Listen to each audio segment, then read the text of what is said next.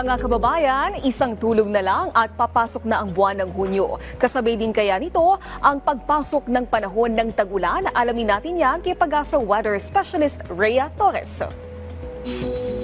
Magandang araw po sa ating lahat. Narito na po ang latest na weather update. Sa kasalukuyan po, southwesterly wind flow o hangin po na nanggagaling sa timog kanluran ang nakakaapekto dito po sa may western section ng Luzon. At dahil po dyan sa southwesterly wind flow, ay inaasahan po natin ang mga pag-ulan, lalo-lalo na po sa Ilocos Region, Cordillera, pati na rin po sa Central Luzon.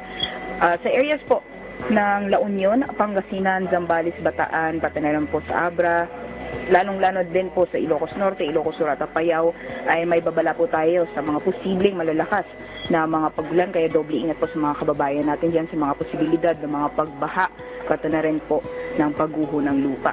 Sa may bandang norte naman po ay nakakaapekto itong frontal system or salubungan ng malamig at mainit na hangin. Dahil po dito makulimlim na panahon na may kasamang kalat-kalat mga pagulan ang mararanasan sa malaking bahagi ng Cagayan Valley, kaya doble ingat po sa mga kababayan natin dyan. Meanwhile, dito po sa Metro Manila, pati na rin sa nalalabing bahagi ng ating bansa, patuloy pa rin mararanasan ang partly cloudy to cloudy conditions, at kung may mga pagulan man ay biglaan lamang po ito, mga panandalian ng mga pagulan dala ng mga isolated rain showers or thunderstorms.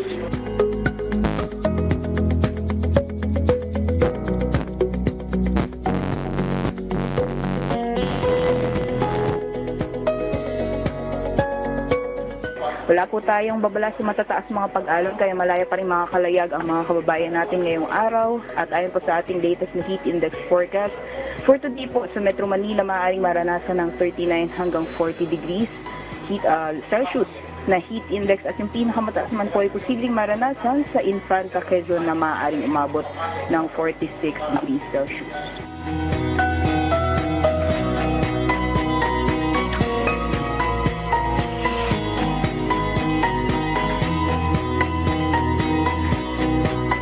Samantalang yung habagat naman po or onset ng tag-ulan ay inaasahan natin possible na magsimula ngayong huling week or huling linggo ng Mayo or possible first week ng June. At ito po ang latest update natin sa ating mga dami.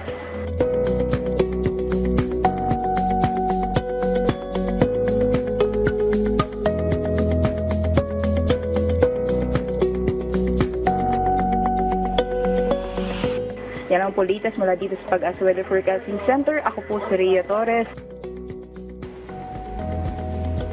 Maraming salamat, Pag-asa Weather Specialist Rhea Torres.